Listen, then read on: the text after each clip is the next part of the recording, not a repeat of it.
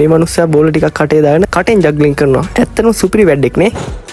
බොරු කියන්න ඕනේ නෑනේ. මම නම් ජීවිතේ පළවෙනි පාරට තමයි මෙච්චර ලොකු කටුවනොද ගෙඩියක් දැක්කේ. මේ කටුවනොද ගෙඩියේ මදුලක් නිකන් වරක මදුලක් විතර ලොකුවට තියෙනවානේ. පැණි බේරෙනවා. දෙයියනේ මේක මේ බටු වැටේ වගේ හිටියට හිතාගන්න පුළුවන්ද මේක මෙච්චර මේ ලොකු ලේස් එකක් ගිලින්න පුළුවන් වෙයි කියලා. පුරතල් සතුන් නැති කරනවා නම් ඉතින් මේ වගේ දේවල් වලට මූණ දෙන්න බලාගෙන නැති කරන්න ඕනේ නේ. බලන් ඉන්න ආස හිතෙනවනේ. නිර්මාණාත්මකව හිතලා සුපිරියටම කරපු ලස්සන වැඩක් නේද? ඔන්න ඔයාලටත් පුළුවන් පොඩ්ඩක් try කරලා බලන්න. කලාකාරයන්ට තැනක් නොතැනක් අදාළ නෑනේ ළමයි. ලස්සනට දැක්කොත් කුණු ගොඩක් කලාවක්. ඉතින් බලන්නකො මෙයා මේ පාරේ තියෙන වල් පැල වලට කරන ලස්සන නිර්මාණ ටික බලන් ඉන්න ආස හිතෙනවා. ඔයාලත් පුළුවන් පොඩ්ඩක් try කරලා බලන්න.